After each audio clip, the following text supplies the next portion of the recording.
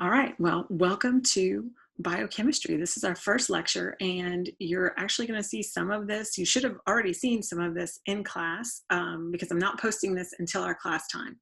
So we will have gotten through some part of chapter 1, but I just wanted to have a actual recording of all all of the chapters. So I'm starting from the beginning just in case we missed something.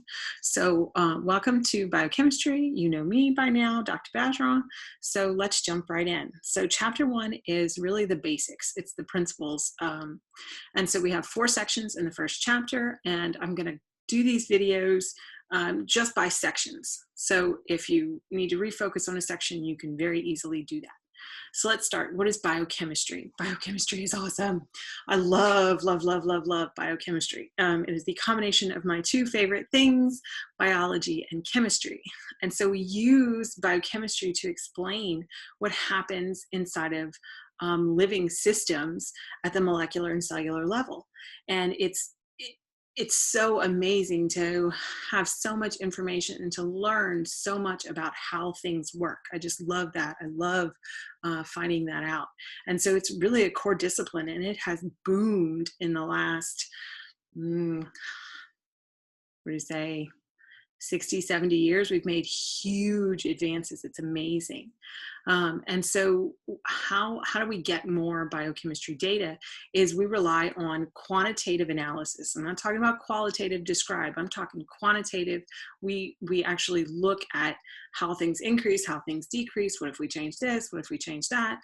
And the living system is so complex. We call a live living system something that is in vivo. So in vivo is alive, but there's so much going on in an in vivo system that it's hard to parse out what's going on. Is this effect due to protein X or protein Y? And so in order to figure that out, a lot of times what we do is we take our studies and we do them what's called in vitro. We take them outside of a living cell and we say, okay, we're only putting in protein X and protein Y, and we're seeing what happens.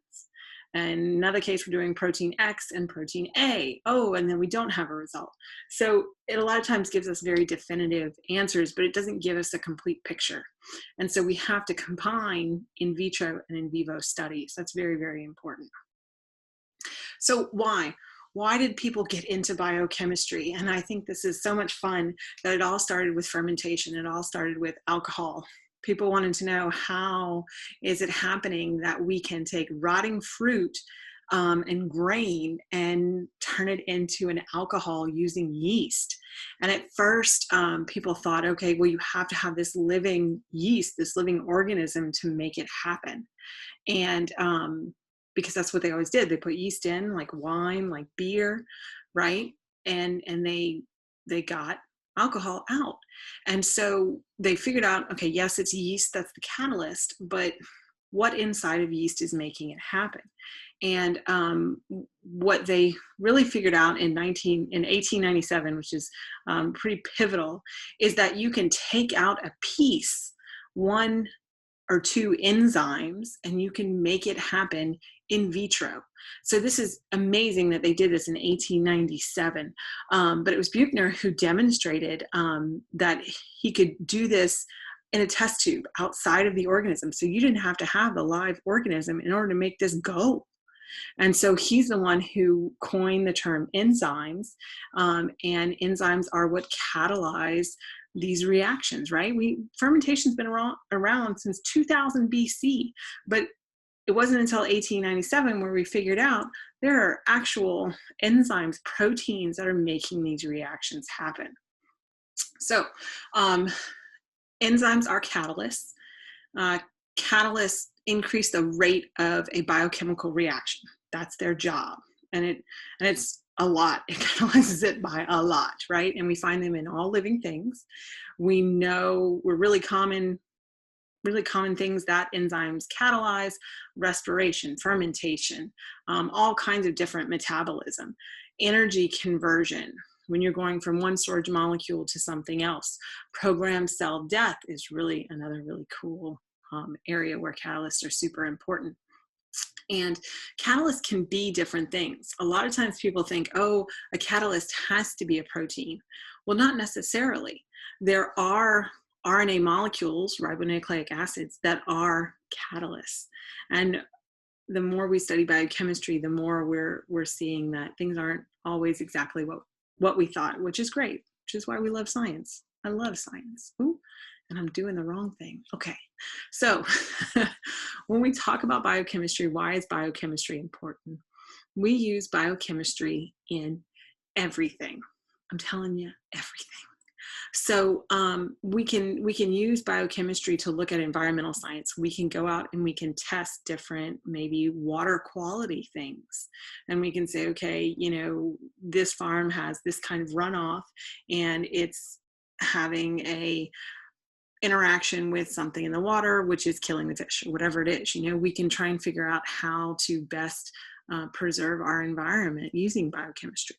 We can use biochemistry to design things. Biotechnology is amazing, right? We can make bacteria produce insulin. How amazing is that, right? We can use it in agriculture. We can change the genome of plants to produce more fruit per plant. We use it in drug design, right? There's so many drugs out there, and that do so many different things that sometimes we don't even know what they all do, but they're very, very, very helpful to our society as a whole. We can use it in clinical diagnostics, which is really interesting, where you can take whatever blood sample, urine sample, tissue sample from a patient and determine what's going on with them using biochemistry. And then you can use it to make commercial products. Down here, you're going to hear a lot about biochemistry in the oil field, right? And different things that they can use to make their refinery process go faster, or things like that. So biochemistry is amazing and can be applied to everything. So that is the end of 1.1.